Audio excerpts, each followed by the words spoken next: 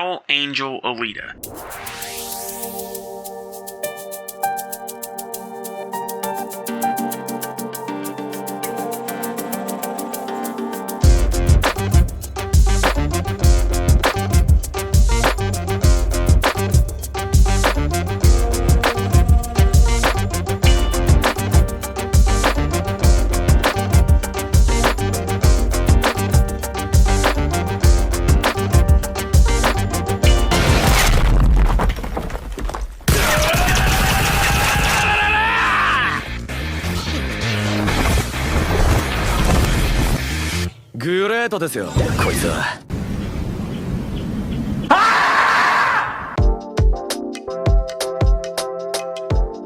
You may have heard of this series before, perhaps through the live-action movie, or maybe the old 2-episode anime OVA from 1993.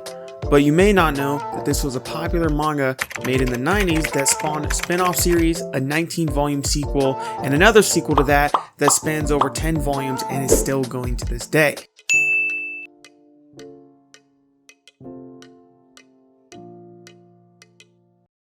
Needless to say, the series has become a well-renowned franchise, but today we're here to talk about the original series from 1990, the origin to this multi-million-dollar franchise that spawned over 34 years of media and has accrued millions of fans around the world. This series was an interesting read for me. You may think by the way I spoke about it that I have no problems with it, but this could not be further from the truth.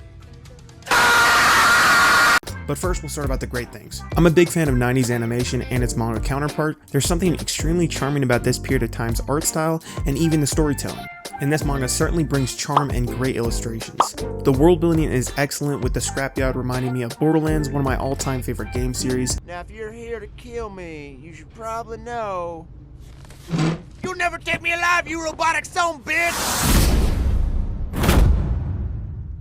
The scrapyard brings such a gritty, life-filled hustle and bustle vibe. It feels almost dystopian and primitive at the same time. Then there's the Motorball arc, which brings more world building, character development, and some awesome fight panels that feel very cohesive even though they're showing super speed movement. This is something I've seen other mangas fail at doing. What's awesome about this manga is it brings some serious gore. I've always been a fan of blood and guts in media, and this brings it with some seriously gruesome panels. I will say that there's not that many likable characters throughout the series. There's maybe 4 or 5 that I like, but I love Alita herself, and the villains shine as well, with their creepy character design and insane ideology. It makes for a good contrast and keeps the readers intrigued. Now on to the dislikes, which is one big thing. After volume 6, I think the story goes into the toilet. The story's pacing literally 5x's.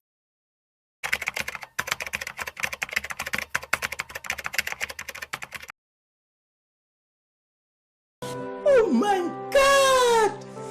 Wow! And I don't know what happened, but seriously, the author must have just wanted to get the series over with. That was my thought process, but then he proceeds to make 30 plus more volumes. Well, you got me.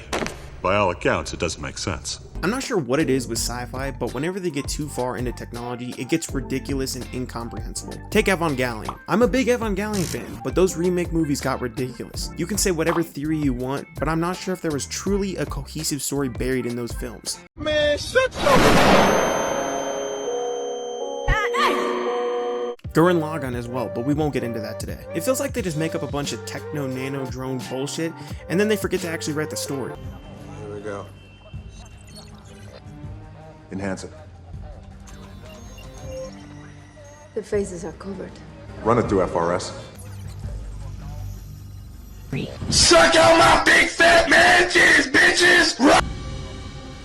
Hello, you son. The pacing was the main thing that really fucked up the story for me. After being so impressed with the initial read, I was really disappointed after volume 6.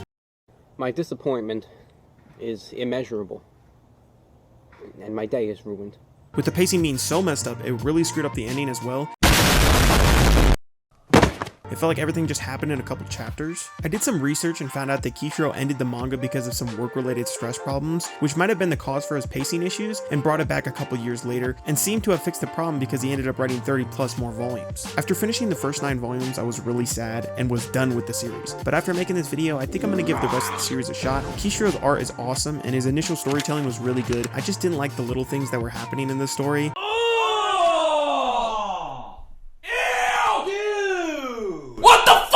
which made it even worse. So I think I'm gonna give Last Order a shot and see what Mr. Kishiro has to offer. I've heard the mindfuckery goes up to 10 in this series, but I feel like it's only fair to give it a shot. After all, my guy has spent 25 years making it.